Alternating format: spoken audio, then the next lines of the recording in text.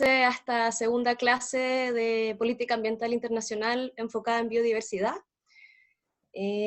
No sé muy bien cuántos participaron en la primera clase o solo están en esta segunda, así que comienzo por presentarme nuevamente. Soy María Jesús Ovalle, soy ingeniera en Recursos Naturales Renovables de la Universidad de Chile y magíster en Relaciones Internacionales. Hace cerca de 3 años trabajo en el Ministerio de Medio Ambiente, en la Oficina de Asuntos Internacionales, y actualmente también soy la directora del Colegio de Ingenieros en Recursos Naturales, la asociación gremial, y en ese rol estoy dictando este curso a ustedes para que se familiaricen con lo que es la política internacional, en particular de biodiversidad. ¿Qué es lo que vamos a ver hoy? Hasta aquí el resumen. Quiero comentar que nuevamente nos acompaña Melissa González, también del CIRN, ella es la secretaria de la asociación, quien me va a ayudar con el chat y las preguntas. A diferencia de la clase pasada, definimos ciertos segmentos para las preguntas para ordenarlo un poco mejor, y estos segmentos son, al terminar cada gran tema, digamos. Los contenidos de hoy, bueno, vamos a hacer un hiper resumen de la clase 1, 2 diapositivas para recordar brevemente qué les conté la semana pasada. Luego vamos a conversar un poco sobre los tratados internacionales, qué son, cómo se definen, más o menos cómo se logra llegar a uno y su estructura habitual. Luego de eso va a ser la primera ronda de preguntas. El segundo tema es profundizar en el convenio sobre diversidad biológica. Vamos a ver algunos detalles de este convenio y una negociación que está en curso que se llama el Post-2020. Después de eso va a ser el segundo segmento de preguntas. Y el tercer tema de esta clase es IPBES, que ya lo empezamos a ver la semana pasada, la plataforma intergubernamental de biodiversidad y servicios ecosistémicos, donde voy a dar algunos análisis y hacer un breve análisis de cómo en lo cotidiano podemos ver o contribuir a este tema de los impulsores de pérdida de biodiversidad. Entonces, para comenzar, voy con el hiperresumen. Como espero que recuerden de la clase pasada, vimos las 4 grandes cumbres ambientales que están resumidas en este esquema. Solo quiero destacar que la primera es del 72, la Conferencia de Estocolmo, por lo que podríamos decir que los temas ambientales no son nuevos en la esfera internacional, y eso es más un tema de la concepción al respecto, porque van a ser ya 50 años de esta primera conferencia. Y también destacar la Conferencia de Río, que profundizamos harto en la clase pasada, que es donde surgen toda esta serie de principios que rigen el derecho ambiental internacional, y de donde surgen las hijas de Río, que son la Convención de Cambio Climático, la desertificación y la de biodiversidad, que es la que vamos a profundizar el día de hoy. Y la segunda parte del hiperresumen es el estado de la biodiversidad que nos presenta IPBES en su reporte, que sus mensajes claves nos indican que hay un deterioro de la naturaleza en todo el mundo, que los impulsores de pérdida de biodiversidad, tanto directos como indirectos, se han acelerado en los últimos 50 años, que las trayectorias actuales no nos van a llevar a cumplir ni los ODS, ni las metas de Aichi, ni ningún otro grupo de objetivos en pro de un mundo más sano y cuidado, y que es necesario impulsar el cambio transformador para poder sí cambiar esas trayectorias y avanzar hacia un mundo más sustentable. Eso fue el hiperresumen, así que ahora entramos ya de lleno al contenido de esta clase. Lo primero que les quiero contar es, ¿qué es un tratado internacional? Bueno, en el año 69, los estados se reunieron en Viena y acordaron la Convención de Viena sobre el derecho de los tratados, que es el instrumento madre, digamos, de todo lo que hoy en día se ajusta a un tratado internacional. Y en esta convención, les copié textual la definición de tratado. Se entiende por un acuerdo celebrado por escrito. Eso es lo primero, tiene que estar por escrito entre estados. Hay múltiples definiciones de estado, pero de forma simple podemos decir que un estado es cuando frente a un conjunto de territorios, nación y gobierno hay una unificación que puede ser representada internacionalmente y que es regido por el derecho internacional, que es la rama del derecho internacional público, digamos, que regula las relaciones entre estados. Y aquí lo que quiero destacar es que la denominación particular puede variar. Entonces, siguiendo esta definición del Convenio de Viena, un convenio es lo mismo que un acuerdo, es lo mismo que un tratado, y cualquiera sea su denominación en particular. Son todos lo mismo. No hay una diferencia de importancia o jerarquía entre un tratado, un acuerdo o un convenio. Son todos iguales. Y también destacar de esta definición que puede ser un instrumento único o varios. Y ahí quiero darles el ejemplo del Sistema Tratado Antártico. El año 59 se firmó el Tratado Antártico, pero con los años se fueron agregando protocolos y otros convenios, como el de conservación de recursos vivos, y todo ese conjunto, que es el Sistema Tratado Antártico, se considera igual dentro del tratado. O sea uno o sean varios, sea un convenio, un acuerdo o un tratado, el nombre que le queramos dar, lo importante es que sea por escrito, entre estados, puede ser de estados con otras organizaciones, pero surge desde los estados, y regido por el derecho internacional. Entonces, más o menos, ¿cómo se hace un tratado? Aquí les pongo proceso tipo, porque hay muchas formas. Yo estoy haciendo una generalización para tener una idea más o menos de cómo se hace, pero pueden haber ciertas diferencias en negociaciones específicas, ¿ya? Entonces, este proceso tipo podemos decir que tiene 3 partes, que van a ser 3 diapositivas. La primera es la celebración del tratado, la segunda es la entrada en vigor del tratado, y la tercera es la implementación del tratado. Esta primera etapa, que es la celebración de los tratados, podríamos decir que tiene estos elementos. Primero, se define qué objetivos buscamos al querer hacer un tratado. Esto normalmente parte un poco informal, entre conversaciones entre bilaterales, entre estados, o lo que se llama como conversaciones de pasillo, donde se dan cuenta que hay vacíos de regulación, o que hay cosas que no están claras, o que con lo que existe no basta y hay que profundizarlo. Entonces se parte por tener estas ganas de hacer un tratado. Luego es necesario determinar un mandato específico. ¿A qué me refiero con eso? Estos estados se reúnen y se dan la orden, digamos, se automandatan a hacerlo. Y es bastante concreto y específico en sus objetivos, en sus formas y en la cantidad de reuniones para lograr el texto.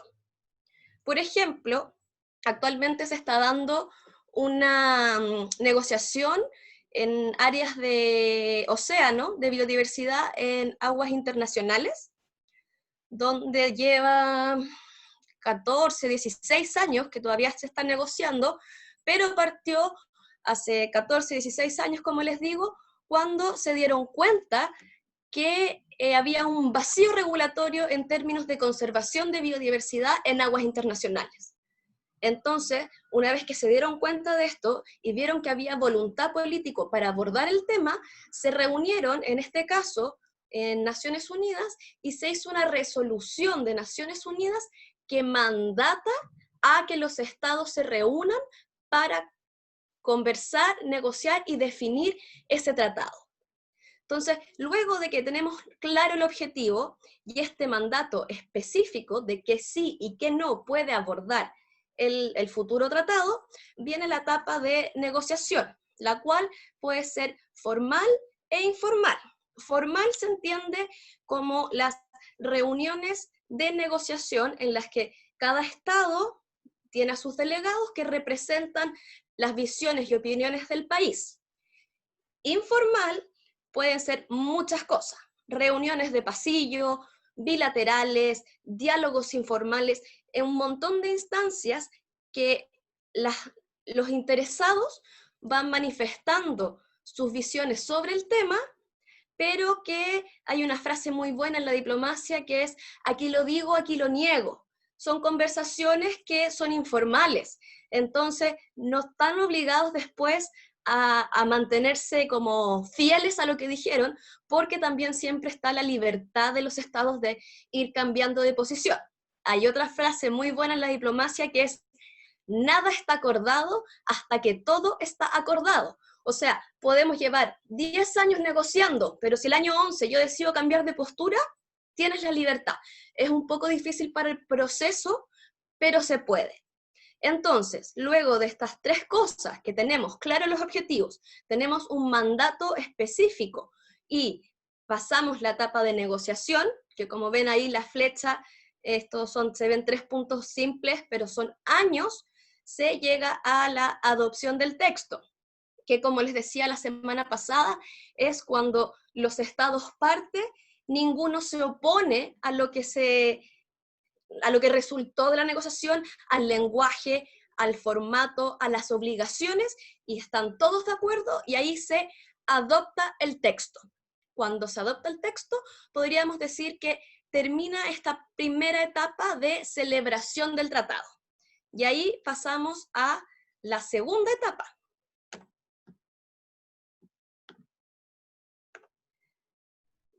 La segunda etapa es lo que podríamos decir que se llama la entrada en vigor. Entonces, como pueden ver aquí, el texto adoptado, después de los años que haya significado esa negociación, se abre a la firma. Eso se refiere a la apertura. Se hace un hito político, normalmente se anida en una reunión o en alguna cumbre o en algo, y se abre. Es decir, este texto acordado se abre a los estados que quieran firmarlo. Por ejemplo, si no me engaña la memoria, el acuerdo de Escazú, que lo vimos la semana pasada y Chile no es parte, pero es un buen ejemplo igual, se adoptó el texto en marzo del 2018 y la apertura para la firma fue en septiembre de 2018 en el marco de la Asamblea General Anual de Naciones Unidas. Entonces, pasaron estos meses entre medio y esperaron este hito de relevancia política para hacer el momento de la apertura a la firma.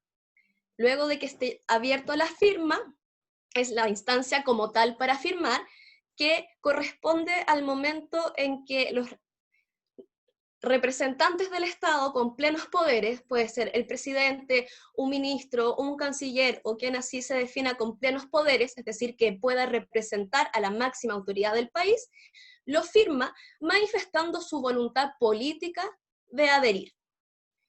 Luego viene la etapa de la ratificación, que en el caso de Chile implica que este tratado pase por el Congreso, quien lo aprueba y se transforma en ley de la nación, ¿ya?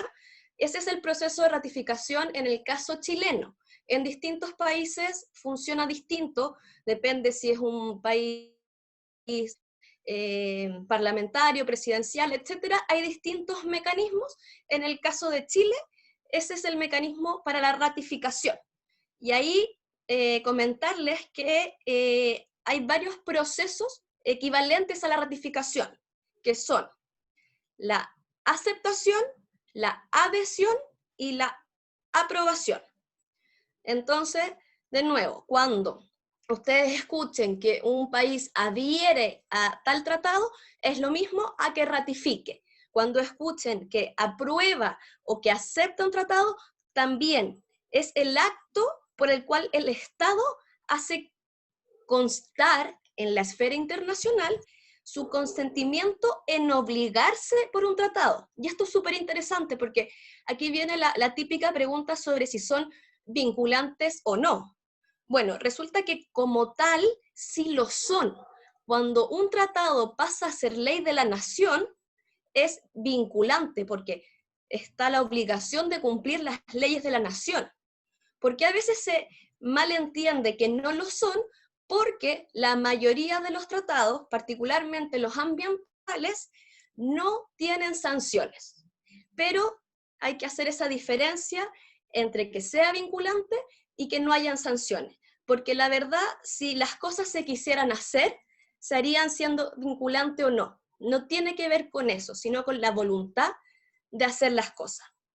Luego de la ratificación, que una vez más es cuando en Chile se vuelve ley de la nación y por lo tanto estamos bajo la obligación de cumplirlo, hay un acto que se llama el depósito. ¿Qué es el depósito? Es cuando mi instrumento de ratificación, mi ley firmada, digamos, yo se la envío al depositario. ¿Qué es el depositario? Es como, digamos, el encargado de curso. Es quien va a recibir todas estas partes, todas estas ratificaciones, adhesiones, aceptaciones, las recibe el depositario. En el caso de los tratados ambientales, la gran mayoría de los depositarios están en agencias de Naciones Unidas, ¿ya? Entonces, esa es la cuarta etapa, que es el depósito. Entonces, este ser o institución, que es el depositario, va recibiendo estos instrumentos y los va contando. ¿Por qué?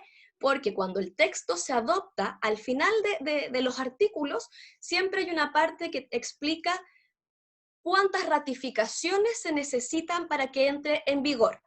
Voy a volver a usar el caso de Escazú de la semana pasada. En ese texto, en ese acuerdo, dice que cuando sean 11 ratificaciones, entra en vigor. ¿Y qué significa eso? Que una vez que están las 11 ratificaciones, el contenido del acuerdo, todas sus disposiciones, todo lo que contiene, pasa a estar vigente. Hay que cumplirlo, solo para quienes lo ratificaron. Normalmente los acuerdos internacionales no pueden meterse, digamos, con estados que no hayan ratificado, que no son parte. Hay algunas excepciones, como todo en el derecho internacional, pero en general el vigor, el que esté en vigor, en vigencia, es para quienes lo hayan ratificado y depositado. Y luego de que entra en vigor, tú todavía te puedes ratificar y entras directamente a que te tengas que comprometer a cumplirlo. No hay que esperar, sino que solo la primera vez, cuando llegamos al mínimo, hay que esperar para que empiece a ser aplicable, y ya es aplicable aunque te sumes después. Por ejemplo, la CBD, bueno, la CBD es un mal ejemplo porque tiene muchas firmas, pero voy a usar otro ejemplo. Por ejemplo, el convenio Ramsar de humedales es de los más antiguos, del 60 y algo. Entonces, ese convenio ya está en vigor. Si un Estado hoy día ratifica, entra directo a tener que cumplir las disposiciones. Y ahí ya tenemos un acuerdo internacional funcionando en plenitud, digamos. ¿Ya? Y esa sería la segunda etapa de esta entrada en vigor. ¿Cuál es la tercera etapa? La implementación, que tiene dos patitas, digamos, la nacional y la internacional, pero tampoco es que vayan por separado. Aquí abajo tengo el ejemplo de la CBD. La CBD, como convenio sobre diversidad biológica, es un acuerdo internacional que entró en vigor el año 94, mismo año que Chile lo ratificó. Para hacer funcionar las disposiciones de la CBD, ellos como Secretaría y los Estados parte acordaron funcionar en base a planes estratégicos. Y esos planes estratégicos, luego cada país los baja, digamos, a su realidad nacional. Entonces, por ejemplo, tenemos aquí el plan estratégico de 2011 a 2020. Hoy no me rayen la presentación. Del cual en Chile, en su implementación nacional, se tradujo en la Estrategia Nacional de Biodiversidad del 2017 al 2030. Entonces, es la forma en que nacionalmente nos hacemos cargo y estamos alineados con las decisiones internacionales. Y luego, como parte de esta implementación, porque una cosa es echar a andar, pero también hay que ver cómo está funcionando, se hacen estos reportes que sirven tanto para el país como internacionalmente, que es el caso del sexto informe, por ejemplo, de Biodiversidad de Chile, que fue presentado el año pasado a la CBD. Y ahí, por un lado, se entrega información muy útil para el país de cómo se está implementando la estrategia y el plan estratégico de la CBD, y para el convenio de saber cómo van los países en lo que se han comprometido. Además, en la esfera internacional, durante las primeras reuniones que tienen, se hacen una serie de arreglos institucionales, se operativiza, se hacen las normas de procedimiento, con cuánta antelación hay que tener los documentos para que los estados las revisen, cómo son los mecanismos para revisar la eficacia de la implementación. Es como, a veces como que pienso que el rol de las secretarías y de los convenios es como ser un coach para sacar lo mejor de ti y cumplir, porque no hay sanciones, pero está el consentimiento a obligarse a cumplir. Entonces, para entender un poquito mejor esta implementación, les quiero comentar la estructura habitual. ¿Por qué digo habitual? Porque hay para todos los gustos. Cada tratado tiene formas distintas, particularidades, pero esto es algo más o menos constante. A nivel internacional, tenemos como la máxima instancia las COP, que COP es Conferencia de las Partes. En inglés es Conference of the Parties.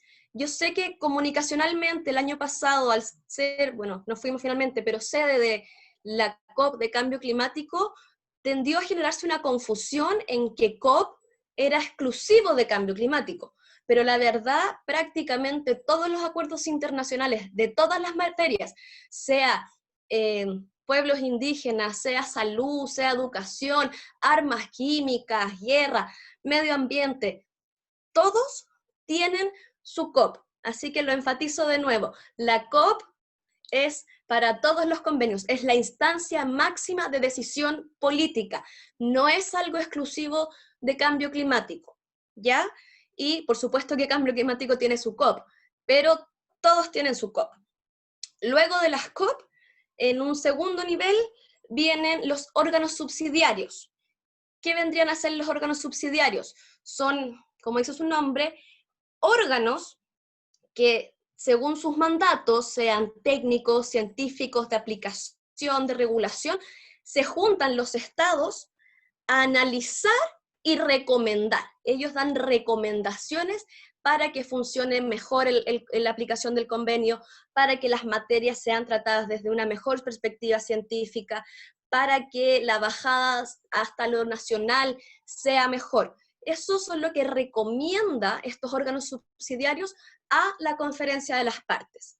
¿Qué es lo que hace la conferencia de las partes?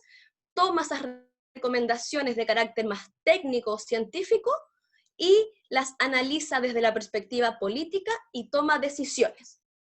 ¿Ya? Luego comentarles que además de la COP y los órganos subsidiarios, suelen haber grupos por un tema específico, grupos abiertos para todo, grupos de expertos. Hay distintos tipos de grupos que insuman la implementación internacional y nacional de los convenios.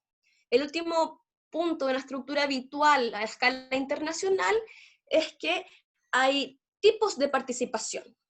Por un lado, tenemos a los estados parte. ¿Quién es estado parte? Quien ratificó, depositó y para él está en vigor el acuerdo. Él es un estado parte, es parte de este grupo, digamos. Están los estados no parte, que son aquellos estados que pueden participar, observar, pero sus comentarios no son tan considerados porque no categoría especial, eres Estado, pero no eres parte.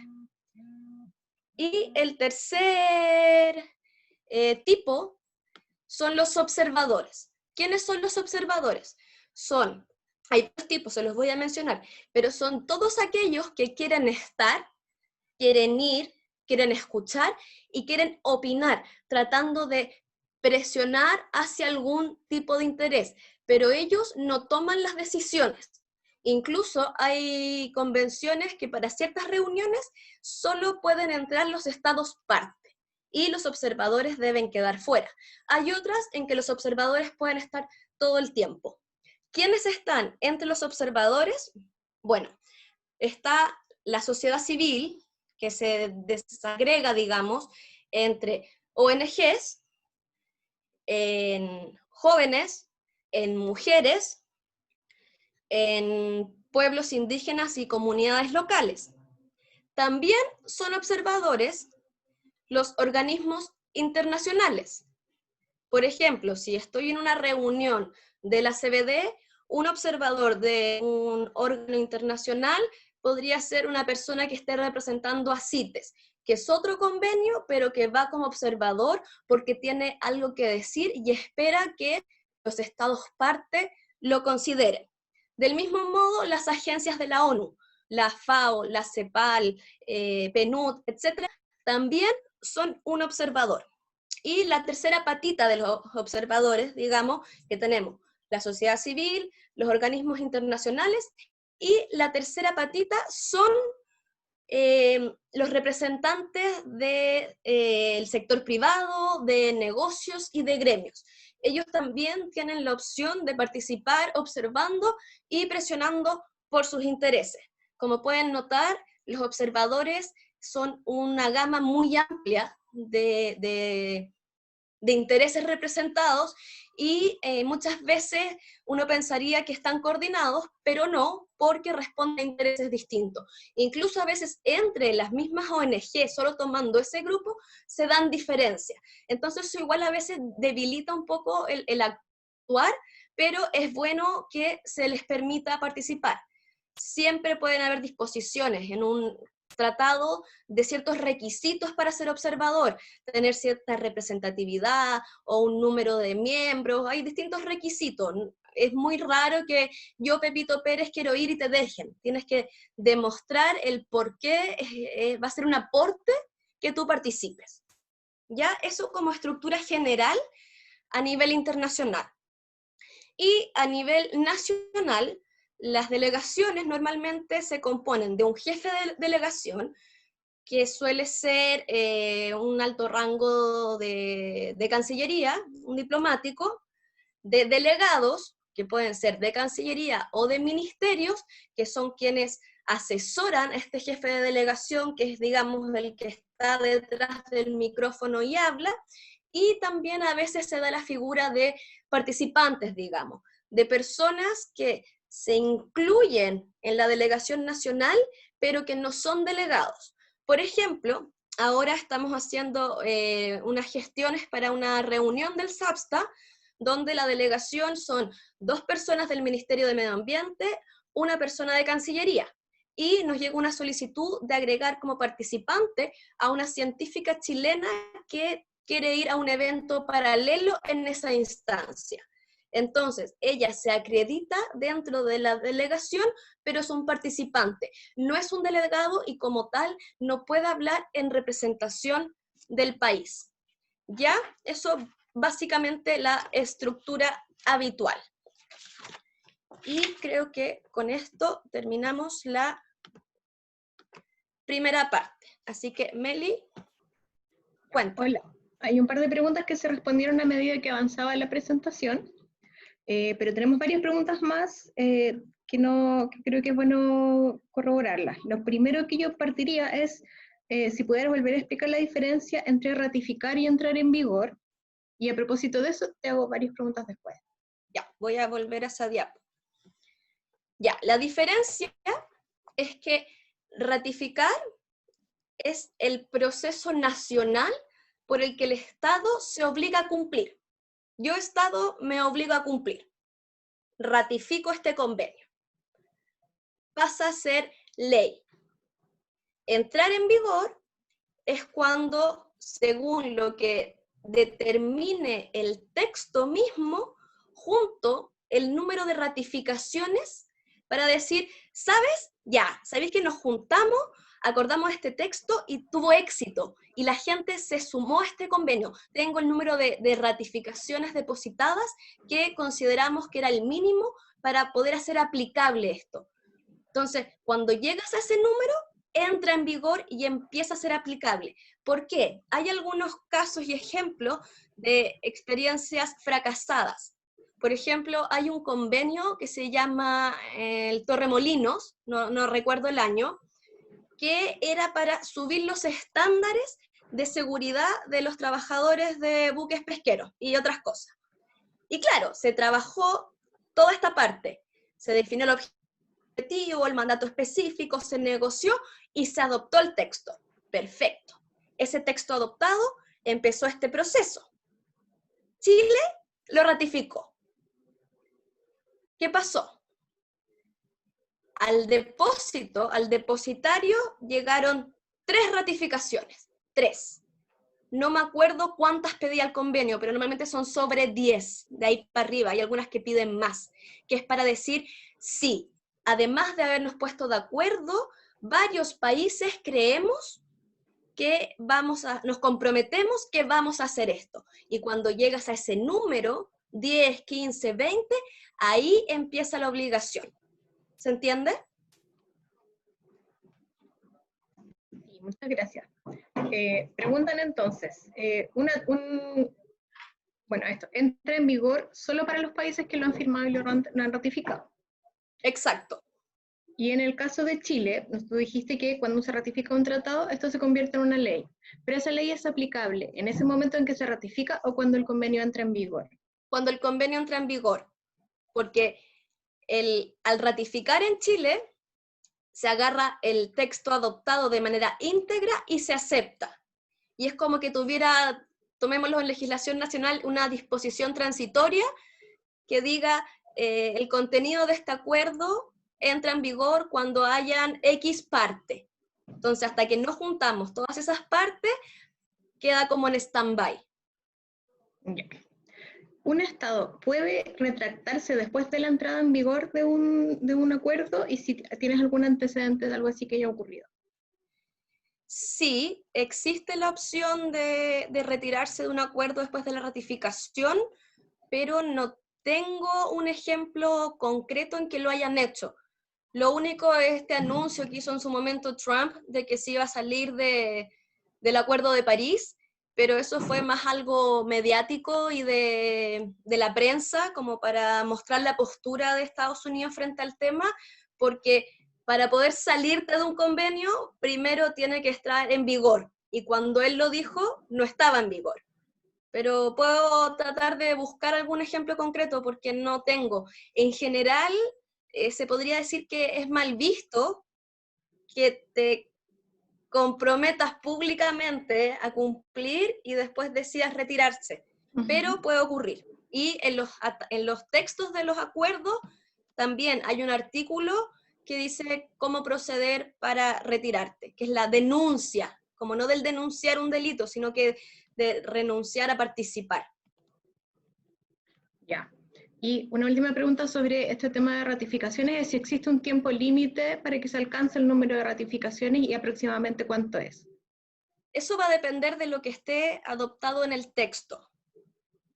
Porque, por ejemplo, la Convención de Naciones Unidas sobre Derecho del Mar creo que estuvo 12 años juntando ratificaciones. Entonces, eso va a estar en las disposiciones del texto, el número y si hay un plazo. Pero yo diría que en general no.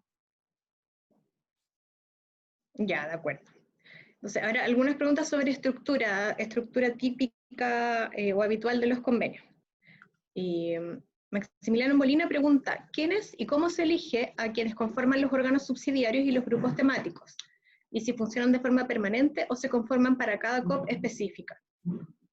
Ya, ¿quiénes conforman los órganos subsidiarios y los grupos? Son los estados quienes designan. Cuando un estado adhiere a un convenio, suele ser necesario designar un punto focal que se llama. ¿Quién va a ser la vía de comunicación entre el convenio, digamos, y el país? Y a través de esa persona se le pide, necesitamos designar X puntos focales. Por ejemplo, en la CBD está el punto focal nacional y son unos 6 o 7 puntos focales para distintas cosas, para áreas protegidas, para mecanismos financieros, para taxonomía, para distintas cosas. Y la segunda parte de la pregunta depende, como casi todo en estos temas. Por ejemplo, los órganos subsidiarios suelen ser regulares y sesionan entre COPs. Es lo que se llama intersesional. Entre las sesiones de la COP se junta el órgano subsidiario donde los estados mandan a sus representantes.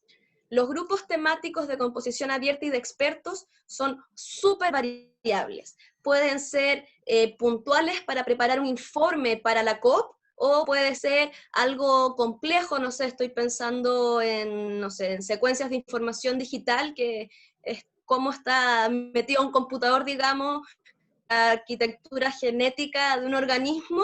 Eso es un tema complejo y tiene un grupo de expertos continuo que cada X tiempo se va reuniendo para insumar a los órganos y a la COP. De acuerdo. Nos preguntan también cómo se regula el comportamiento dentro de estas negociaciones, si existe algún código de conducta o código ético que enmarque las negociaciones para poder analizar las externalidades negativas de cualquier tipo de negociación en el fondo, para cualquier parte o grupo, no parte, observador, etc.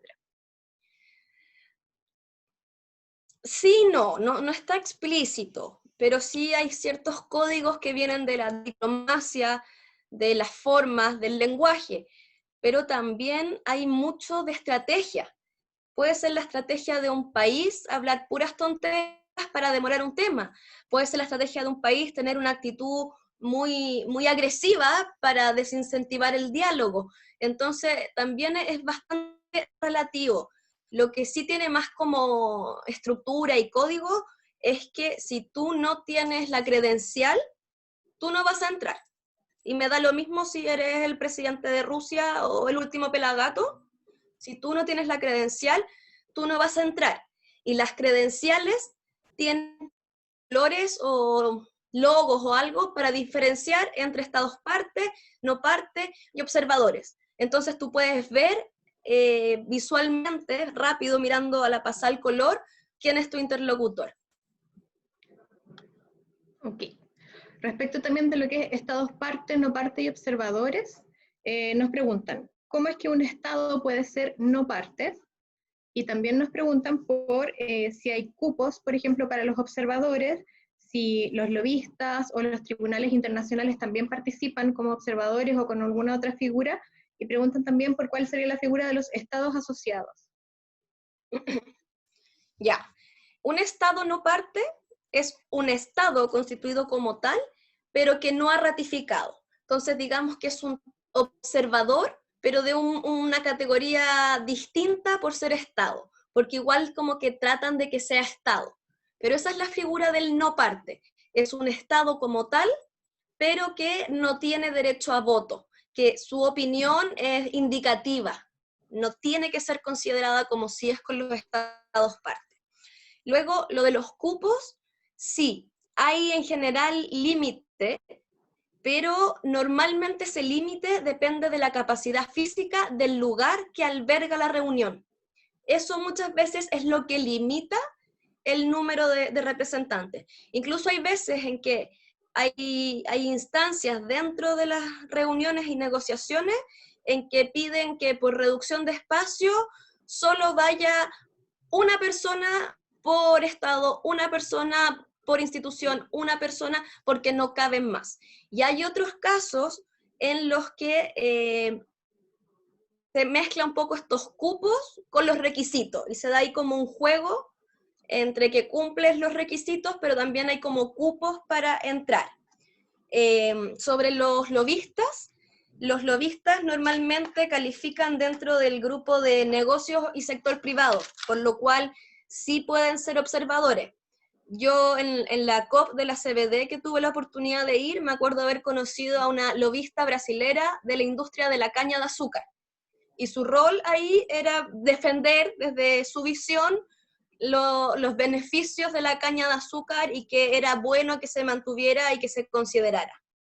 Y lo de los estados asociados es una figura que no aplica tanto a los tratados multilaterales, que es a los que yo me he referido casi todo el tiempo, que es como un estado, como aquí están los estados parte, los asociados están en una segunda capa.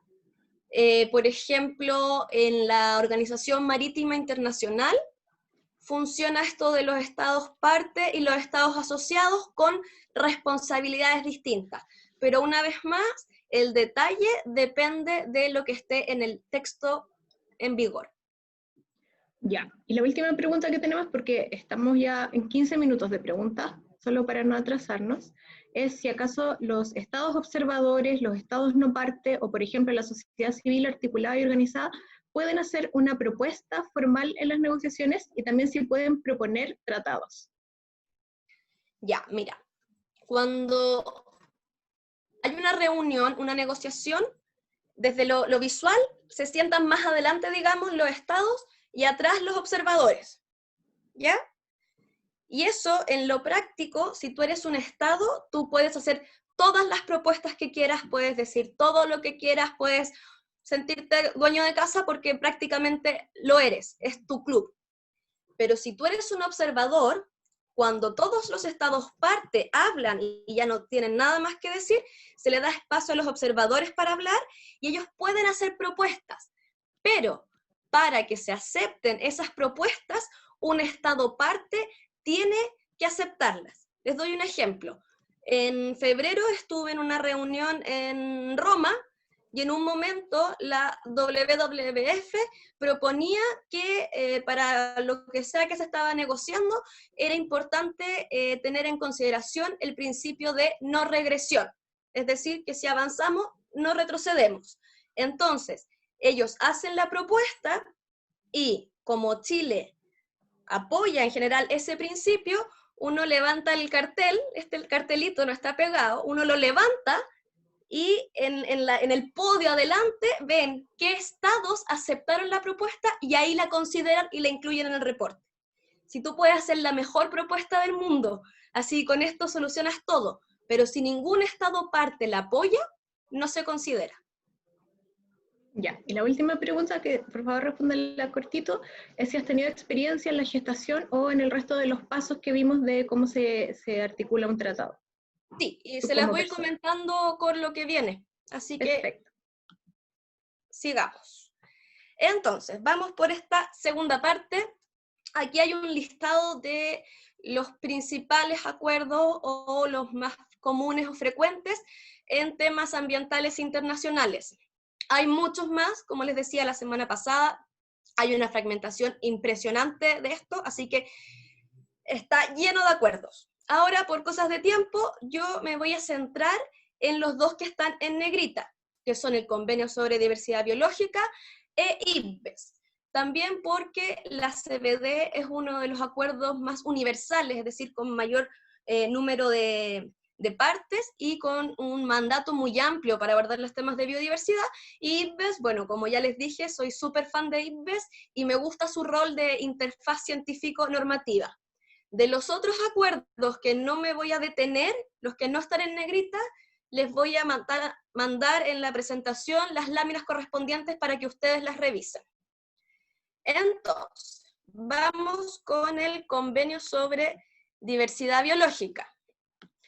Este convenio, como ya les he ido comentando, surge de la Cumbre de Río, entra en vigor el 93, o sea, juntan a la cantidad de países que ratifican el instrumento y Chile lo ratifica el 94, o sea, cuando Chile lo ratifica, inmediatamente entra en vigor para nosotros porque desde el año anterior ya estaba en vigor internacional.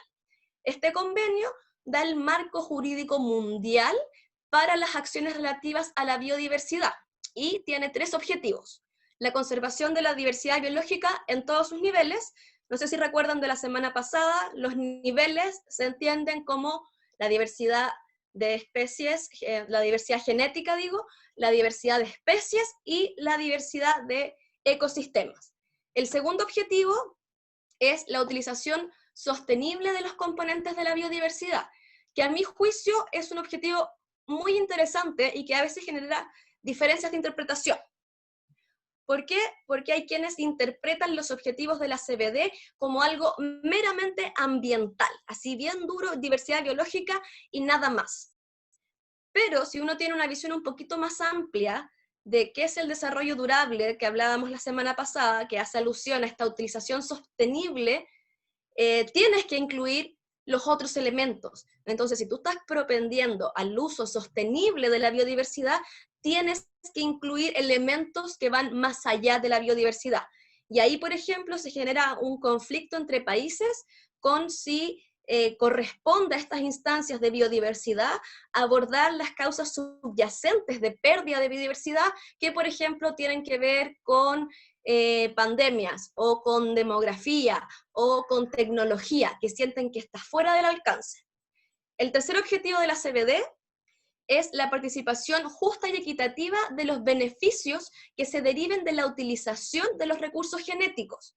Es decir, si, por ejemplo, hay una planta medicinal y llega una empresa y la utiliza y empieza a ganar millones, que haya alguna forma de reparto de los beneficios que se generan. Es tan complejo este tema que se creó un protocolo en particular para él, que es el protocolo de Nagoya, que lo voy a comentar muy brevemente en un ratito. Acá tienen un mapa sobre los estados parte de la CBD. Como pueden ver, está prácticamente todo verde, es decir, que está con el convenio en vigor para ellos, y aprovecho de contarles la estrategia, podríamos decir, de Estados Unidos. Estados Unidos suele participar en todas las negociaciones con equipos muy fuertes, muy preparados, muy desplegados, ponen sus puntos sobre la mesa, o sea, son Estados Unidos, el texto es favorable a ellos, muchas veces lo firman, pero prácticamente nunca ratifican. Entonces, como una estrategia para que sus ideas estén, pero yo no me voy a obligar a ellas. Entonces ahí hay un tema de cómo manejar la política internacional, súper interesante por parte de Estados Unidos, y bueno, también eso refleja que son estados con recursos que pueden tener equipos destinados a estudiar convenios y cosas que ellos no se van a obligar. O sea, qué ganas de poder tener esos equipos nosotros, pero no es el caso. ¿Cómo se estructura la CBD? De manera súper simple. Tenemos los 3 objetivos, como decíamos, la conservación, el uso sustentable y el reparto justo y equitativo. Para cumplir estos objetivos, con el paso de los años se dieron cuenta que solo el texto del convenio no era suficiente. Entonces iniciaron procesos, desde la definición de objetivos que comentaba hace un rato, hasta adoptar el texto, de 2 protocolos. El protocolo de Nagoya, que es el que recién les comentaba, para el acceso y reparto de beneficios, y el protocolo de Cartagena, que no está vinculado a uno en particular de los objetivos, sino que aborda algo que es un poquito más subyacente, que son las medidas de seguridad ante la biotecnología. Propone un marco, o propone que los estados desarrollen un marco para abordar los análisis de riesgo y todas las medidas necesarias para un manejo cuidadoso de los resultados de la biotecnología. Comentarles que Chile firmó el protocolo de Cartagena, pero no lo ratificó. Es decir, manifestó en su momento esa voluntad política frente a los demás estados, pero a nivel nacional no se ha ratificado. Por ende, no somos parte y no aplica para nosotros. El caso del protocolo de Nagoya, Chile no lo ha firmado y no es parte, no nos aplica. Pero hay que recordar que este protocolo viene del tercer objetivo. Y como tercer objetivo, igual tenemos que cumplirlo. ¿ya? Esa es como la estructura. Bueno, como dice ahí, hay programas temáticos que incluyen como líneas continuas de trabajo de temas específicos. Eso incluye montaña, zonas áridas, los bosques o zonas forestales, como lo llaman ellos, y otros. Y hay muchos programas transversales, 23, no me los sé todos, por supuesto, pero que incluyen los programas transversales: aspectos de relación de cambio climático con biodiversidad, aspectos de género y biodiversidad, aspectos de restauración, de áreas protegidas, de uso sostenible, los vínculos entre biodiversidad y salud, con turismo, también abordan los incentivos y los subsidios que ayudan o destruyen la biodiversidad, creación de capacidad, transferencia tecnológica, comunicación y así un montón de temas. No los voy a aburrir con mucho detalle de eso. Y bueno, aquí comentarle, este lindo logo es el de la próxima COP de la biodiversidad, que iba a ser en octubre de este año en China, pero entenderán que ya no va a ser este año. Se mantiene el lugar porque esa es una decisión de las partes. En una reunión COP anterior decidieron que la 25ª vez que se junten va a ser en China, y eso hay que mantenerlo. Sabemos que la COP15 es en China, no sabemos cuándo, y que la COP16 es, si no me equivoco, en Turquía. Pero ha sido bastante difícil con esto del COVID y los cambios de fecha de todas las reuniones, de todas las cosas. Hay cierta incertidumbre. Se espera que esta COP sea en mayo del otro año en China, pero quién sabe. Ahora, de los órganos de la CBD, como les mencionaba, la COP es el máximo órgano y es el que toma decisiones. ¿Cómo toman estas decisiones? Por escrito en un papel, se redacta y todos los estados están de acuerdo que esa es una decisión de ellos como grupo. Pero esa decisión puede ser más suave o más mandatoria. Puede que esa decisión, su contenido sea reconocer el aporte de las comunidades indígenas al cuidado de la biodiversidad. Súper bueno, pero estamos reconociendo nomás, no es algo muy mandatorio. O puede decir, la forma en que se redacta es hace suyo el reporte del IPCC, por ejemplo. Cuando hago suyo, hago mío, es que lo tomo íntegramente y utilizo su contenido sin problema. Entonces, hay distintos niveles de lo mandatorio de las decisiones, pero todo lo que sale de una COP es una decisión y como tal es vinculante. ¿Ya? Luego, la CBD tiene 2 órganos subsidiarios. Bueno, la COP se reúne cada 2 años, esta COP. Ahí hago, por ejemplo, el paralelo con cambio climático, que ellos se reúnen una vez al año. Por eso cambio climático va en la COP 26 y biodiversidad va en la COP 15, porque ellos decidieron en el proceso de adoptar el texto que se iban a reunir cada 2 o cada 1 año. Entonces, la COP se reúne cada 2 años y luego tenemos 2 órganos subsidiarios de este convenio. El primer órgano subsidiario, se llama SBSTA, por su sigla en inglés, busca asesorar de manera científica, técnica y tecnológica. Existe desde los inicios de la CBD, desde la segunda COP creo, y se junta todos los años. Es decir, para cada COP hay 2 reuniones del SBSTA que la insuman. Esos insumos son recomendaciones. El órgano hace todo su asesoramiento y concluye la reunión con todos los estados presentes de acuerdo con que se le recomiende X cosa a la COP. Y luego la COP toma esa recomendación y según lo que parezca o no de su conveniencia, hace la decisión al respecto.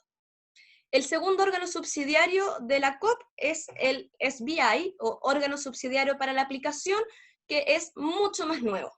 Tiene 5 años, una cosa así. El SBSTA va por su reunión número 24.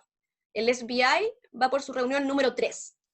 Y lo que busca el SBI es mejorar la implementación, es hacer que las bajadas nacionales sean coherentes, que los reportes que llegan de vuelta desde los países a la CBD sean comparables, y así un montón de cosas de la aplicación del convenio y sus protocolos. Y como tercer tipo de órganos de la CBD, voy a mencionar estos dos grupos ad hoc. Está que el nombre es un poco extraño, el artículo 8J, conocimiento tradicional, es porque el artículo 8J del convenio habla sobre las maneras y mecanismos para considerar y hacer un buen uso y que estén todos felices, digamos, en los términos del conocimiento tradicional. No manejo mucho este grupo porque Chile no participa, esa es la verdad. Y no tengo tiempo para investigar de cosas que me voy a llenar de ganas de participar y después no voy a poder. Y el segundo grupo, esto MGB, es el marco global de la biodiversidad posterior al 2020. Esto es el marco post-2020 que voy a profundizar en un ratito más, y es el grupo que se ha creado para negociar la propuesta de plan estratégico que suceda a las metas de Aichi. Aquí, bueno, brevemente comentarles que además hay una secretaría ejecutiva, que actualmente es Elizabeth Maruma, lleva un par de meses, que es la líder de esta secretaría, que la secretaría, digamos, que es el motor que mueve el funcionamiento del convenio. Ellos apoyan, coordinan y supervisan todo lo que se les mandata a ellos como secretaría, todos los órganos y todo lo necesario para que el convenio funcione. Y bueno, el mecanismo financiero, el principal mecanismo financiero de la CBD es el GEF, el Global Environmental Facility. No sé si lo han estudiado o sea, lo conocen, no puedo profundizar mucho en él, pero también deriva de Río, y es este gran fondo de plata para proyectos de distintos tipos. El GEF financia tantos proyectos de biodiversidad con la CBD, como de cambio climático, como de ozono, como de compuestos orgánicos persistentes, residuos peligrosos. Hay unos 7 más o menos convenios que el GEF es el instrumento financiero. Y finalmente, como los mecanismos de aplicación y seguimiento, como en el fondo tenemos la bajada nacional de todo lo que se decide internacionalmente, que son las estrategias, que es la que les mostraba en la lámina anterior. La Estrategia Nacional para la Biodiversidad de Chile está basado en los acuerdos de la CBD. Están los informes nacionales, que es donde entra, por ejemplo, lo que les mostraba del Informe Nacional del Estado de la Biodiversidad. Bueno, mucha cooperación y muchas asociaciones. Siempre se fomenta la cooperación tanto sur-sur, triangular, bilateral y de estados desarrollados a los en vías de desarrollo. El otro mecanismo de aplicación y seguimiento tiene que ver con cómo se van moviendo las platas, de dónde sacar platas, buscar alianzas, etc. Y el último es el mecanismo de facilitación de información, que suelen ser hoy en día plataformas web donde se proporciona la información para que esté disponible para todos y con acceso. Es así, pero muchas veces las páginas son difíciles, pero con paciencia uno puede encontrar la información. Eso con los órganos. Siguiendo, como les decía la clase anterior, la CBD decide generar estos planes estratégicos para ordenarse y poner metas comunes. El primer plan estratégico fue del 2002 al 2010, el segundo fue del 2011 al 2020, es el que les comentaba la semana pasada, que IPBES decía en su reporte que no las estamos cumpliendo, y actualmente estamos negociando el marco post-2020 que se llama, que es lo que les comentaba en la diapositiva de órgano, de estructura, bueno, una de esas dos. Y como paralelo es tener en cuenta que también buscan estos planes estratégicos colaborar con el cumplimiento de, en su momento, los Objetivos de Desarrollo del Milenio y actualmente con los ODS. Entonces, ¿qué es esto del proceso post-2020? El objetivo es crear este nuevo plan estratégico de la biodiversidad mundial para la próxima década, pero con miras hasta el 2050, porque tenemos la visión concordada por todos los estados de la CDB de la visión al 2050 de vivir en armonía con la naturaleza. Entonces la idea es con estos planes estratégicos ir poniéndonos metas e hitos para lograr eso. ¿Cómo es el proceso para hacerlo? El mandato fue dado en la última COP, que fue en Egipto el 2018, que dijeron, sí, nos ponemos de acuerdo como Estados parte que durante los próximos 2 años va a haber una serie de reuniones que van a ser inclusivas, participativas, se van a iterar los contenidos para ir logrando algo integral de recoger las visiones y poder proponerle a la COP15 este plan estratégico para que lo adopte y pase a ser una decisión de la COP. En este sentido, este proceso ha tenido reuniones regionales y mundiales. Las reuniones regionales fueron en mayo 2019, la de nosotros, digamos, la de Chile, que es parte del GRULAC, que es el Grupo Latinoamericano y del Caribe, fue en Montevideo, fue muy dinámica, con muchas metodologías participativas, yo lo pasé súper bien, y la idea era como tener una primera aproximación de qué era lo que los países consideraban importante tener contenido en este marco. Luego, en agosto del año pasado, se reunió por primera vez todos los estados para conversar y discutir y negociar este marco en Kenia. Pero no se avanzó mucho, fue muy general, imagínense lo difícil que es poner de acuerdo a los países con cosas tan simples, por ejemplo, ¿qué es un objetivo y qué es una meta? ¿Cuándo es un objetivo y cuándo es una meta? Nosotros, o para nosotros, lo que nosotros solemos decir es, las metas son las que son con números, digamos. Si me vas a decir que al 2030 vas a disminuir la contaminación en un 30%, eso es una meta, porque es medible.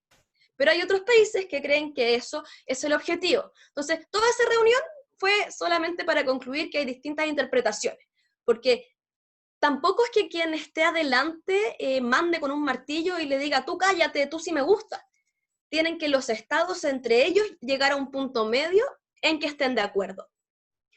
Luego, en febrero de este año, fue la reunión en Roma, la segunda reunión, donde se empezó a ver ya en detalle la negociación de las metas, de los objetivos, de los respaldos para eso. Y es muy complejo. Imagínense que se entrega un borrador, una propuesta de objetivos y de metas, y vas uno por uno preguntándole a los estados qué opinan. Por supuesto que surgen muchas alternativas, y los que están adelante, como decía, no deciden. Ellos solo recogen información y recogen y recogen y recogen. Y después tratan de balancear, pero también sabemos que hay amistades detrás, hay gente que lleva años trabajando, entonces también se da mucho en las negociaciones de este estilo el personalismo, que al final ya no importa tanto el país al que represente, sino que es la personalidad de la persona, es las ideas de la persona lo que pasa, lo que cuenta. Y eso a veces dificulta cuando tienes países grandes, poderosos, con recursos y con buenos personajes, digamos, claramente van a ir ganando en sus posturas. Y ahí es cuando se busca la unión, digamos, de los países más chicos en contra de estos grandes. Bueno, se imaginarán que lo que quedaba para el 2020 ya se corrió las reuniones, pero es algo bueno porque da más tiempo para preparar las cosas y se espera que como en febrero del 2021 sea esta tercera reunión para tratar de terminar con una propuesta de plan estratégico para la próxima década, pero la verdad pareciera que no va a estar bien difícil, no vamos a dormir nada, porque es poco tiempo. La primera reunión, la sensación esta de Kenia que les decía, fue que se perdió, porque no se negoció en concreto el texto, sino las ideas generales por aquí, que es un objetivo, que es una meta. Entonces, si estaban dispuestas solo 3 reuniones y perdemos, entre comillas, 1, es muy difícil. Y lo otro que se ve mucho en estos procesos es la diferencia en las líneas de los países. Hay países más conservacionistas que otros. Por ejemplo, Costa Rica es un país muy conservacionista, entonces él siempre va a ir apuntando a más, a digamos el tejo pasado. Hay países como Rusia, por ejemplo, que va para el otro lado, como bajémoslo al mínimo, al mínimo. Entonces también hay que buscar esos balances y realmente es muy complejo. Aquí no se me ocurrió para una diapositiva, perdón, pero les comento como parte de las cosas que hemos hecho como país en cuanto al post-2020, es que hace poquito el Ministerio de Medio Ambiente adhirió a la coalición de alta ambición. Como dice su nombre, es una coalición que apunta a metas ambiciosas, es una coalición política que busca que en este marco post-2020 exista la meta que al 2030 se proteja el 30% del océano y el 30% de la tierra de manera global. No es que cada país tenga que proteger 30 y 30, sino que en el global sea 30 y 30. ¿Por qué? Porque es más importante proteger lugares importantes a que cada país proteja una X cobertura que quizás no está tan representativa en términos de la biodiversidad. Y personalmente estoy súper feliz con eso, porque ese apoyo político facilita la negociación técnica. Cuando uno tiene el respaldo político, es más fácil desde lo técnico decir, sí, vamos desde al 30-30. Y si bien es ambicioso, yo creo que entre más países se sumen a estas coaliciones y a otras, es más posible tener un marco post-2020 que siga siendo realista, pero que entienda que necesitamos cuidar el planeta. Y en esa línea han salido, de hecho hoy día liberaron un estudio muy interesante que se los puedo compartir si quieren, sobre la cuantificación económica de proteger el planeta. Porque los incrédulos, digamos, siguen pensando que proteger va en desmedro de la economía. Y este estudio, entre otros, demuestra que proteger va a favor de las economías. Las áreas protegidas generan insumos utilizables desde la economía. Hay una relación más o menos de 1 a 5 si proteges o no proteges. Entonces son buenos estos informes, junto también con mi querido Ives, para dar estos sustentos científicos a que no son como cosas hippies que no cachan nada, al revés, estamos desde una lógica científica, con respaldo, una visión un poco más altruista, pensando en el futuro.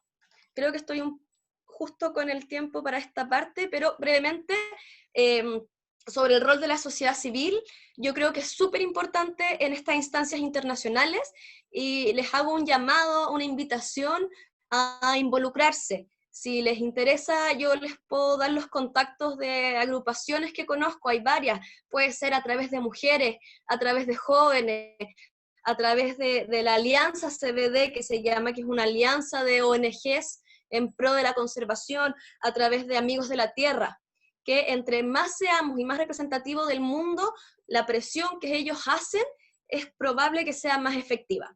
Normalmente la sociedad civil, además de hacer sus pronunciamientos, es decir, hablar y esperar que un Estado parte apoye lo que dicen, hacen intervenciones. Aquí hay 2 ejemplos. El de acá fue en Egipto, que uno salía de la sala de reunión y había una fila de mucha gente, cada uno con una de estas fotos en sus manos, muy serios, porque estaban representando a los defensores ambientales asesinados el último año. Y era una intervención para llamar la atención de la importancia de reconocer los derechos de la democracia ambiental, como se conoce.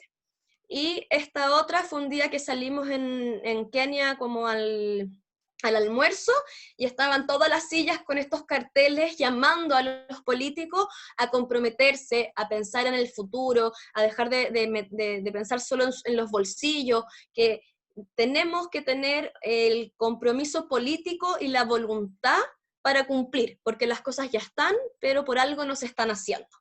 Con eso termino esta segunda parte. Meli, cuéntame. Ya, al principio sobre la Convención de Biodiversidad nos preguntaron cómo se consideran las zonas de sacrificio, por ejemplo, la minería en Chile y el río Loa, que está sin agua, ni vida, ni flora, ni fauna. ¿Cómo ese tipo de ecosistemas o esas condiciones se consideran en estos convenios? No sé si entiendo tanto la pregunta, pero los convenios van a propender y sus decisiones y lo que hagan como secretaría a que no ocurran zonas de sacrificio. Son ejemplos de mala gestión, es lo que hay que evitar.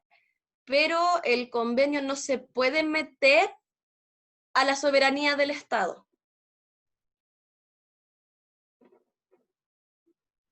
Ya, déjame ver si, o sea, que nos conteste el compañero que lo preguntó, a ver si quedó claro, si no volvemos después sobre ese tema. También nos habían preguntado qué pasaba, por ejemplo, con todos estos proyectos que rellenan humedales, que construyen viviendas y que hacen otras acciones y destruyen en el fondo los ecosistemas de humedales, dado que Chile había firmado la Convención Ramsar. Entonces, más allá de lo que es la evaluación ambiental en el CEA y luego la fiscalización que puede hacer la superintendencia, las ONG o los ciudadanos pueden hacer algo para denunciar internacionalmente cuando un daño de este tipo ocurre.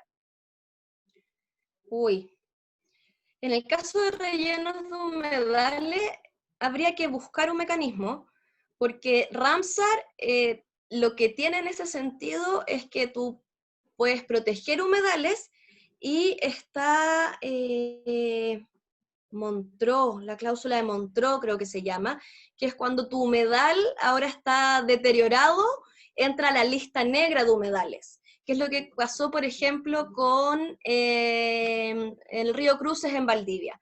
Ese santuario, el santuario Carlos Ambante, es sitio Ramsar, pero después del tema de los cisnes con Celco, que se contaminó, que se murieron los cisnes, que quedó la embarrada, se metió a esta lista negra de humedales, porque una vez más, aquí no tenemos sanciones, es como que te autoobliga, es como, un poco burdo el ejemplo, pero cuando te dices, ya, voy a hacer ejercicio todos los días en la mañana, y el día 2 te diste cuenta que no hiciste ningún día, entonces solo te autoculpas, pero no te vaya a flagelar, no te vaya a, no sé, entonces está esa autoobligación, pero no hay una corta ambiental como tal. Tiene que constituirse delito por otros motivos, pero ahí se me escapa porque no soy abogada, el cómo reaccionar. La forma normal es hacer como el repudio, es aprovechar los medios, es manifestar el no cumplimiento. Por ejemplo, con los casos de la OIT se ve harto. La OIT no cumple, Chile no cumple el acuerdo 169 de la OIT y sale por todos lados. Y eso es como lo que les decía la otra vez de nombrar y avergonzar.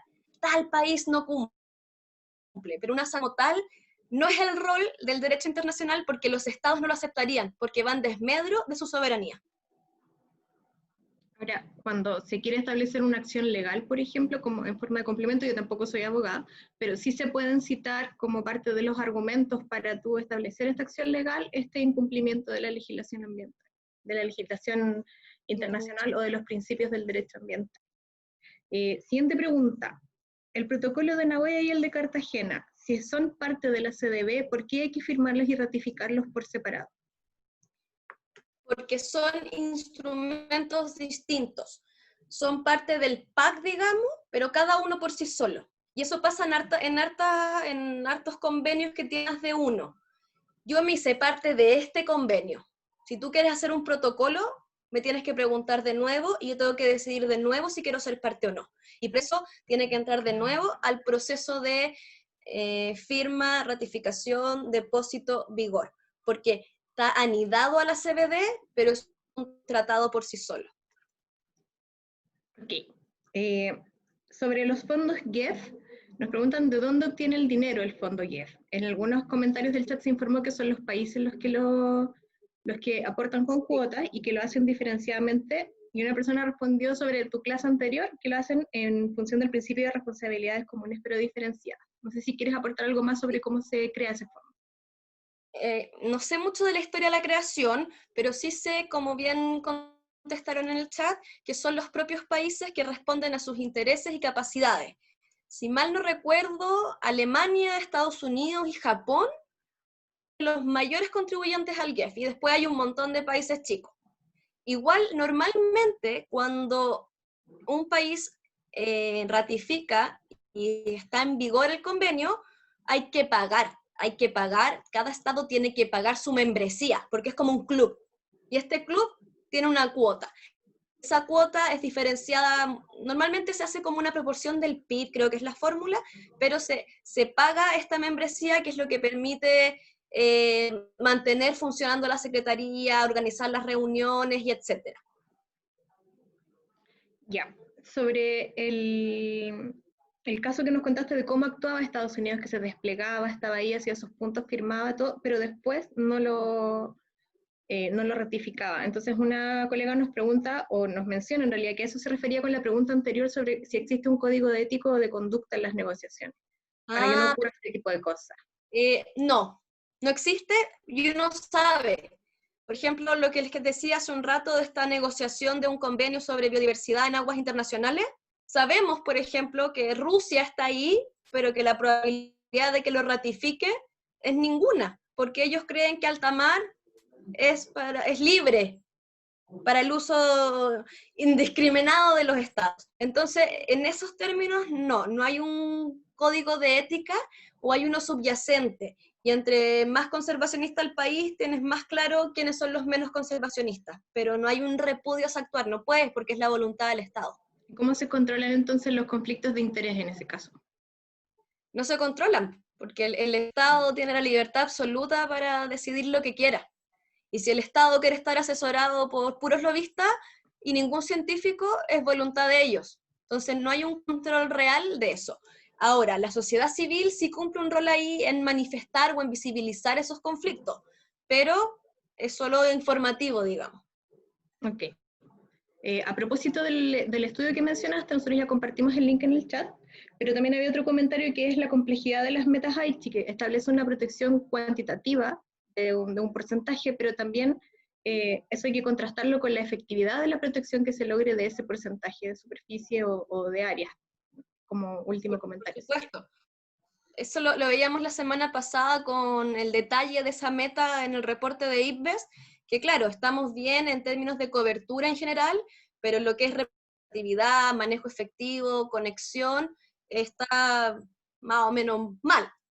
Entonces, por supuesto que es importante la cobertura, pero tiene que ser en los lugares que corresponde proteger, que va a ser más útil proteger para la naturaleza, y en segundo lugar, como lo veo yo, para el beneficio humano, y que puedan estar conectados entre ellos. Porque si no, que vamos a agarrar como todas las zonas estériles y las vamos a proteger y no estamos protegiendo nada. Así que muy de acuerdo con ese comentario, importa tanto calidad como cantidad.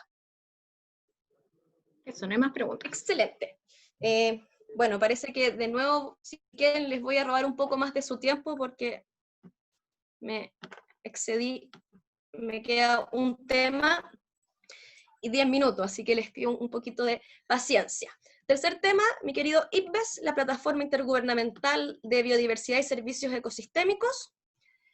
A la fecha tiene 137 miembros. El último ingresó hace un par de semanas, un mes, que fue, si no me equivoco, Serbia. Chile es parte desde su establecimiento el año 2012, pero su participación ha sido intermitente.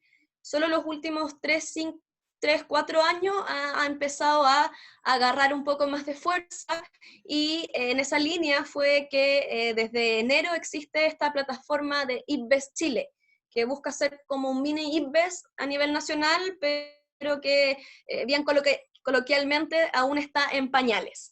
¿Cuál es el objetivo de IPBES? Fortalecer la interfaz científica normativa, que los científicos hagan estos metaestudios de otros estudios, digieran, concluyan y después, digamos, que simplifiquen el lenguaje para que los tomadores de decisiones se den el tiempo de leer los resúmenes que les hacen y usen eso en su toma de decisión. ¿Y qué es lo que busca?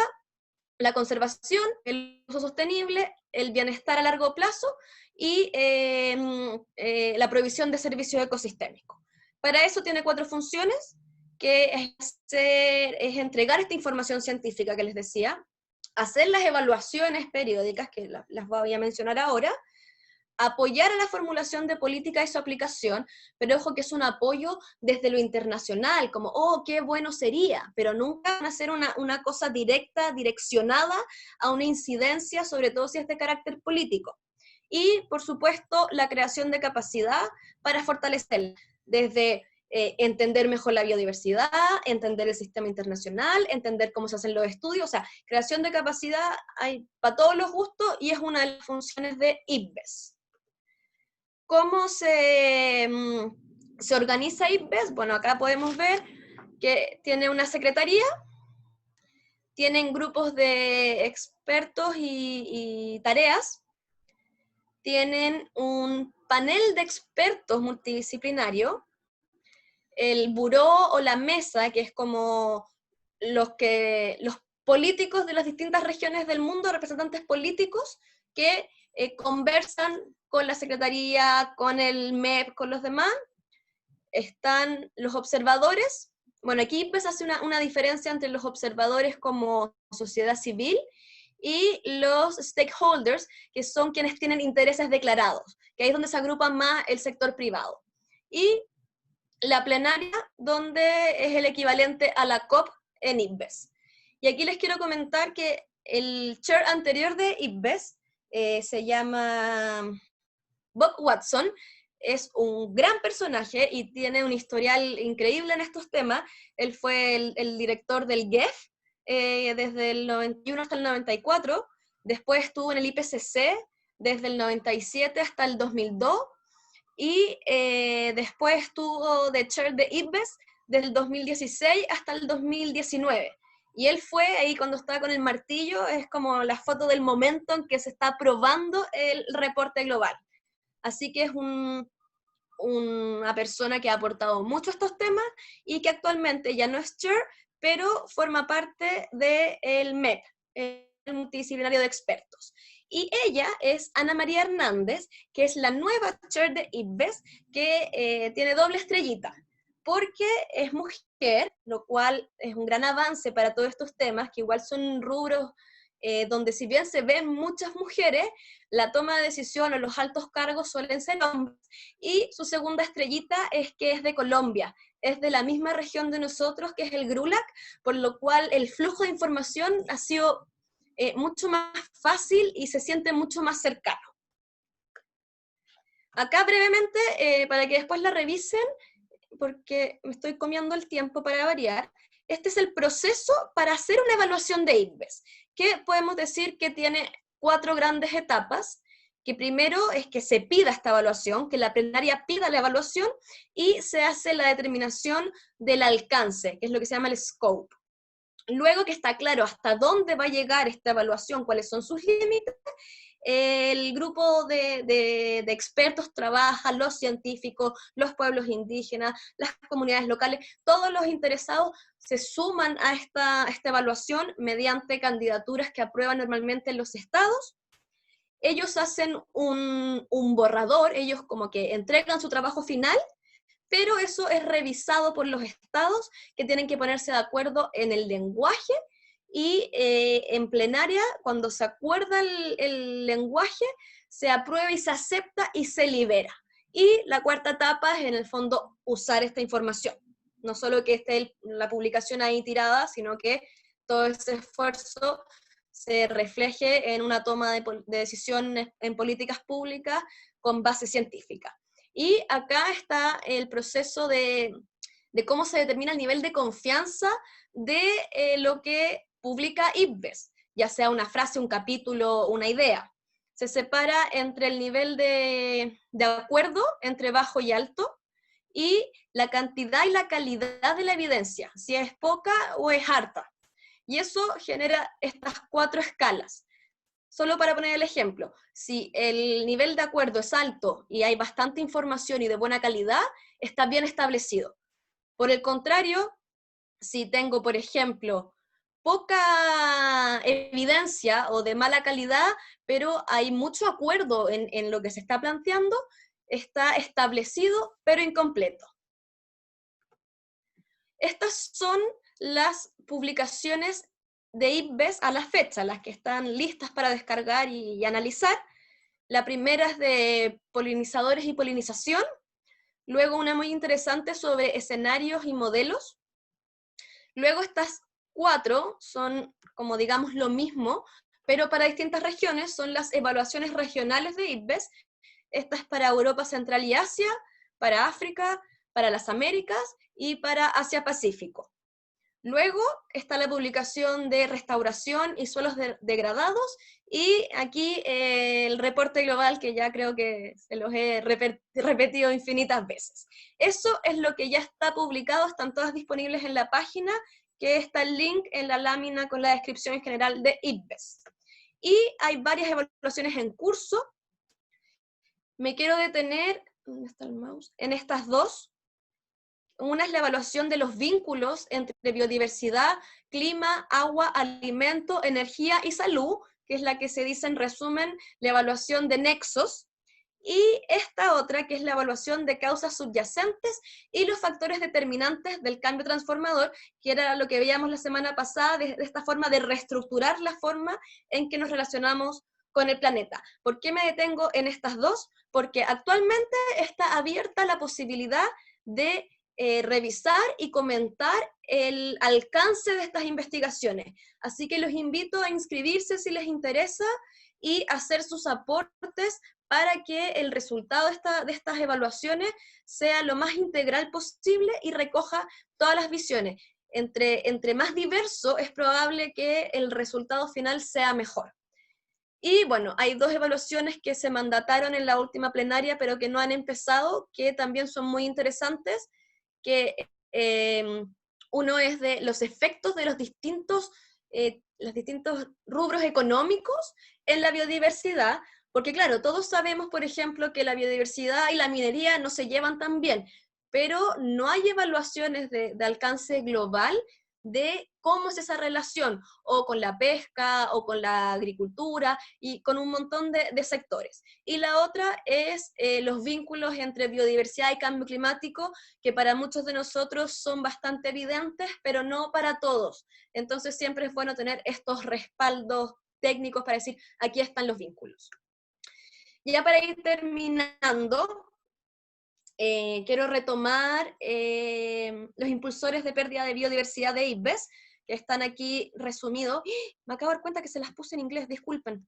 Pero bueno, los impulsores directos, acá está la leyenda, son el cambio de uso de suelo o de mar, el primero, en estos 2 casos. La explotación directa, el segundo en los ecosistemas terrestres y de agua dulce, pero el primer impulsor de pérdida de biodiversidad en el océano es la explotación directa. El cambio climático, que finalmente exacerba las otras cosas. O sea, yo siempre como que hago este comentario de que si milagrosamente mañana lográramos detener y desaparecer el cambio climático, todavía seguiríamos con un montón de problemas ambientales. Lo que hace el cambio climático es exacerbar esos problemas ambientales. Luego, como cuarto impulsor directo, está la contaminación de distintos tipos, y como último impulsor directo, las especies exóticas invasoras. Y bueno, por supuesto, en lo gris cabe otros, que hay de muchos tipos. Y como impulsores indirectos, es decir, las causas subyacentes alojadas en nuestros valores y comportamientos que indirectamente contribuyen a la pérdida de biodiversidad y se vinculan a aspectos demográficos y socioculturales, aspectos económicos y tecnológicos, aspectos de la gobernanza y la institucionalidad, y aspectos de conflictos y pandemias. Y ahora quiero, para ir como terminando y para también como cerrar estas 2 charlas, clases sobre este tema que me encanta y podría hablar eternamente, discúlpenme, hacer unas pequeñas reflexiones sobre los impulsores directos de pérdida de biodiversidad, y cómo nuestras elecciones como individuos, yo no puedo decir que van a cambiar el mundo, pero al menos pueden dejar tranquilas a nuestras conciencias de que aportamos nuestros granitos de arena. Entonces vamos a ir viendo para cada impulsor directo algunos ejemplos. El primero es el cambio de uso de suelo, que ¿cuál es el problema, digamos? Que sin ningún respeto a ecosistemas con muchos años y que tienen sus equilibrios dinámicos sanos, por intereses económicos, se tala y se destruye para fines que, si bien pueden producir alimento u otras cosas, están finalmente en la lógica de ganar dinero. Y aquí pongo el ejemplo del aceite de palma, que está muy presente en muchos productos. De hecho, si alguna vez se dan el tiempo, como yo digo, cualquier paquetito que suene, si uno lo lee los ingredientes, es muy probable que tenga aceite de palma. Y no es que la palma sea mala per se, el tema es el reemplazo de bosque primario muchas veces por un monocultivo con todos los conflictos que tiene asociado. Por ejemplo, Indonesia en los últimos 25 años ha perdido un cuarto de sus bosques, y eso es muchísimo. Además, en esas zonas del mundo son bosques muy antiguos, de miles de años. Entonces, el aporte que pueda hacer un bosque primario versus un monocultivo están en dimensiones totalmente distintas, pero es muy atractiva porque aquí podemos ver los rendimientos. La palma, el aceite de palma, las toneladas de rendimiento por hectárea no se compara con los otros. Entonces ahí el punto es un poco pensar cómo cada uno se va a vincular con los productos que tienen aceite de palma, por ejemplo. Y no solo pensar en reemplazarlo, porque claro, si decimos no más palma, y ahora que todo sea coco, por ejemplo, si vemos los rendimientos, vaya a tener que tener como 4 veces más superficie para generar la misma cantidad de aceite, sino pensar en la necesidad real de consumir ese producto. Y el otro ejemplo clásico del tema de cambio de suelo es que prácticamente el 80% de todas las tierras agrícolas del planeta, su producción es para alimentar ganado. Entonces estamos produciendo muchos alimentos agrícolas que, en vez de alimentar a la población, se van a alimentar a las vacas. Entonces perdemos tierras o usamos tierras que debieran estar usadas para otros fines en alimentar a las vacas, que más encima contribuyen un montón a las emisiones de gases de efecto invernadero. Entonces ahí ir un poco repensando que sí, en nuestra vida diaria, nuestras elecciones de una u otra forma presionan o influyen o no en estos cambios de uso de suelo. Y aquí les dejo un link. No sé si han visto esta campaña de Greenpeace Inglaterra, que es una animación de una niñita con un orangután en su pieza, que el orangután le explica cuál es el problema con el aceite de palma. Es muy linda, si no la han visto, les recomiendo que la vean. Segundo impulsor directo de pérdida de biodiversidad es la explotación directa, que ocurre para distintos recursos. Ocurre con el agua, ocurre con los peces, ocurre con la madera. En el caso de los peces, tiene varias como derivadas que igual son igual de graves, digamos. Esta foto viene a representar lo que se llama la pesca incidental o bycatch, que es cuando yo voy a pescar una especie, pero no discrimino si vienen otras. Entonces, por ejemplo, si voy a pescar atún, ¿quién se come al atún? El delfín. Yo voy y pesco los atunes, pucha, hay unos delfines aquí, bueno, los voy a botar muertos. La pesca incidental tiene efectos serios sobre la biodiversidad, sobre todo de estas especies no comerciales que están más arriba en las tramas tróficas. Y acá, en el fondo, ¿qué podemos hacer? Un gesto mínimo, y por varias otras razones, es, por ejemplo, si vamos a consumir alimentos del mar, es respetar las tallas mínimas. ¿Por qué? Porque si ya estamos sacando mucho, y más encima sacamos a los juveniles que aún no se reproducen, no tiene cómo aguantar esa población de seguir existiendo. Aunque la verdad, personalmente, creo que hay que limitar el consumo de productos del mar, porque como hemos usado como humanidad el océano como basurero, tenemos serios problemas en estos momentos con la radiación, con los microplásticos y con el mercurio. Así que ahí, ojo con su consumo de peces y mariscos, pero si lo hacen, que sean de fuentes certificadas, que respeten las tallas mínimas y que traten de ser lo más conscientes al respecto.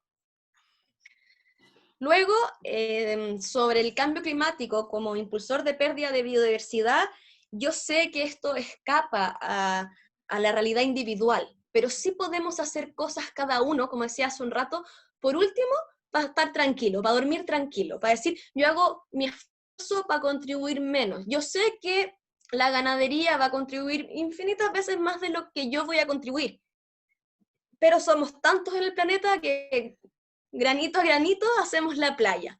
¿Y qué es el tipo de cosas que hay que pensar cuando tratamos de analizar nuestras emisiones? Son nuestros hábitos de consumo. ¿Qué tan seguido compramos ropa? ¿De qué materiales son esas ropas? ¿De qué material son los envases de los productos que usamos? ¿Cómo es mi dieta? ¿Cuánto viajo en avión?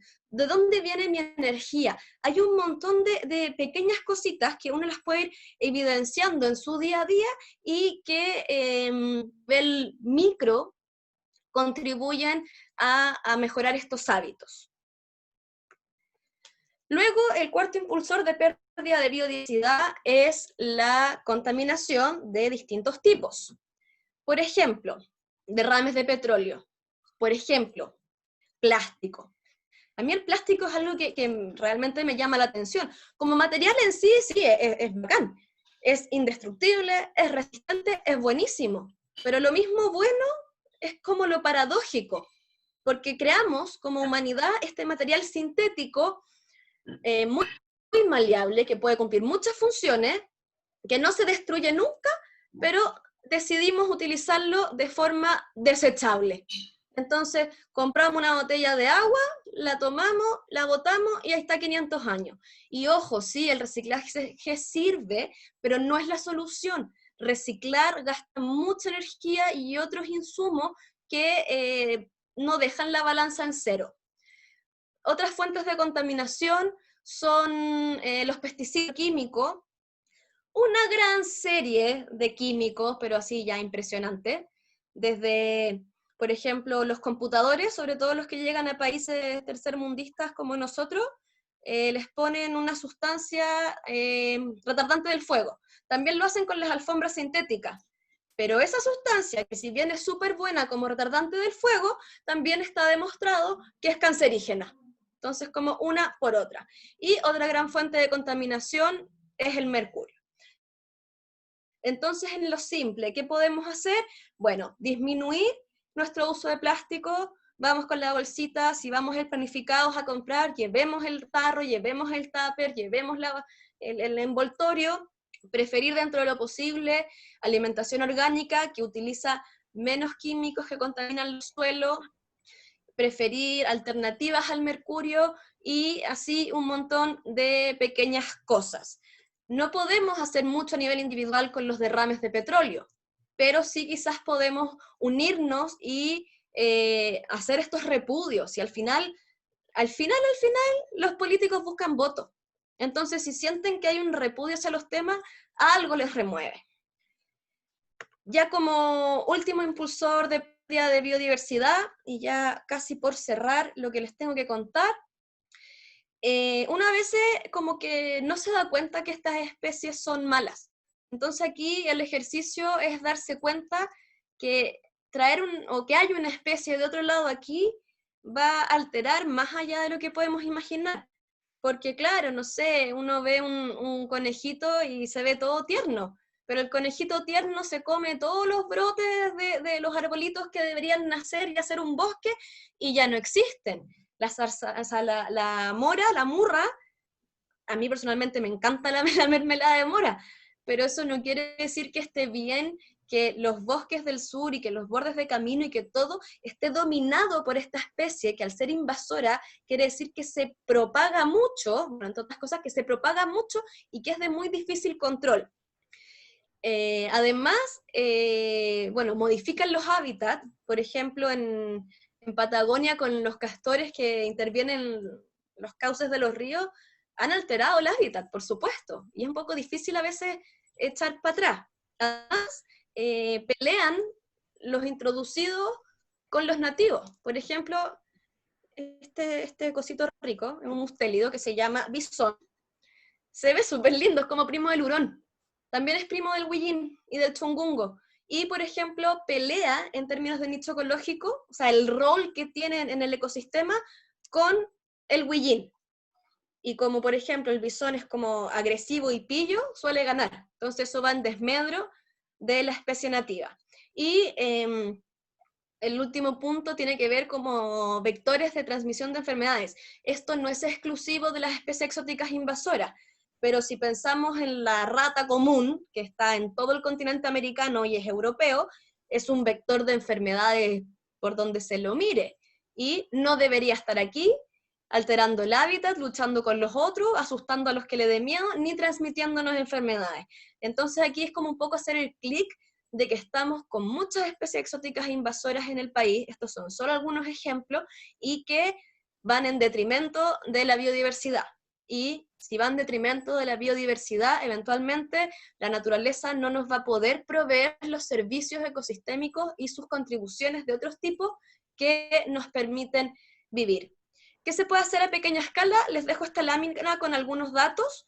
A mí me gustan las huellas, así que les doy lugares donde pueden calcular su huella de carbono, su huella del agua y su huella ecológica, es decir, con su cotidianidad, cuánto carbono emiten, cuánta agua gastan y si todos vivieran como tú, cuántas tierras se necesitarían para satisfacer sus necesidades. Luego es analizar los hábitos de consumo, lo que hablábamos antes de deseos o necesidades. Ok, ¿de verdad lo necesito? Lo voy a comprar. ¿Dónde fue producido? ¿Cómo llegó hasta mí? Ahí viene el tema también de las emisiones. A mí me pasa de repente con todas estas cositas y chucherías que venden como en AliExpress y que tienen unos precios pero ridículos, así como un par de aros por, no sé, 120 pesos. Y la gente agarra vuelo y las pide, y tú decís, ¿de verdad? ¿Un aro hecho en China que atravesó la mitad del océano porque es barato? Ahí no estamos internalizando las externalidades, ojo con eso. Pensar de las cosas que voy a comprar, dónde fueron producidas y cómo llegaron hasta mí. Si ya las compré, pensar qué va a pasar con el producto después, hacer una gestión de residuos. No hay mejor residuo que el que no se genera, así que en la medida que puedan no generar residuos, mejor.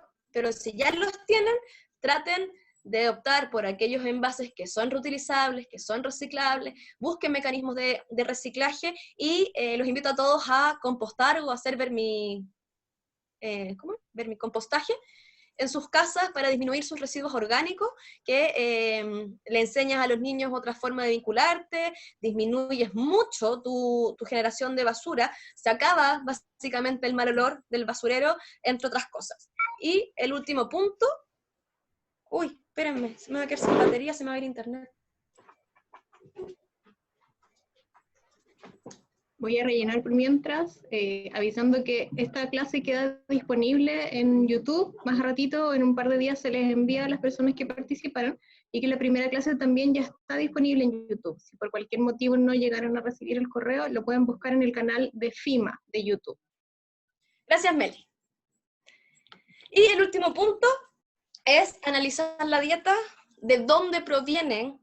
¿Necesitas todo el tiempo tener ingredientes de Tailandia o de Japón, o preferir ingredientes más cercanos, más locales?